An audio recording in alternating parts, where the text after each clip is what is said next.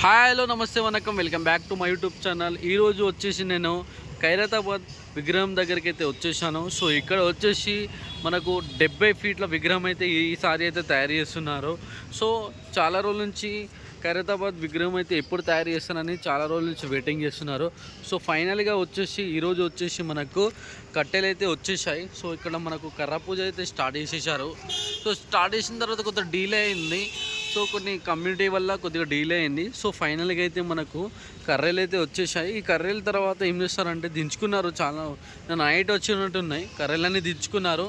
దించుకున్న తర్వాత ఏం చేస్తారంటే రేపు లేదా ఎల్లుండి అట షెడ్ వేస్తారట. షెడ్ వేసిన తర్వాత సో ఇక విగ్రహం తయారీ ఏమో స్టార్ట్ చేస్తారని చెప్తున్నారు ఇక్కడ ఉన్న కమ్యూనిటీ సభ్యులు వచ్చేసి. సో కర్రలు అయితే చాలా వచ్చేసాయి, చాలా పెద్ద పెద్ద కర్రలు కూడా వచ్చాయి. పెద్ద షెడ్ 70 ఫీట్ల గణపతి తయారు చేయాలంటే షెడ్కి చాలా మటు కట్టెలు అయితే కావాలి కాబట్టి సో ఫైనల్గా అయితే కట్టెలు వచ్చేసాయి. దీని తర్వాత వచ్చేసి రేపు వచ్చేసి మనకు షెడ్ వేస్తారట. రేపు కూడా మీకు అప్డేట్ ఇస్తాను. సో ఇక్కడ మనకు కర్రలు అయితే చూడండి, చాలా లావు కర్రలు అయితే ఇక్కడికి తీసుకొచ్చారు. సో షెడ్ మాత్రం చాలా పెద్దగా అయితే తయారు చేస్తారని అనిపిస్తుంది. ఎందుకంటే ఈసారి 2024లో 70 ఫీట్ల గణపతి అయితే తయారు చేస్తున్నారు. సో షెడ్ అయితే ఇక్కడ వేస్తారు.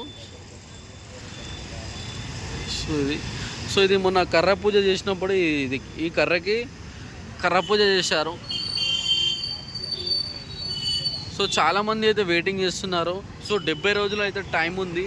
ఈ 70 డేస్లో అయితే మనకు 70 అడుగుల విగ్రహం అయితే తయారు చేస్తున్నారు. ఇదే ప్లేస్లో అయితే మనకు ఖైరతాబాద్ గణేష్ 2024లో అయితే తయారు చేస్తున్నారు.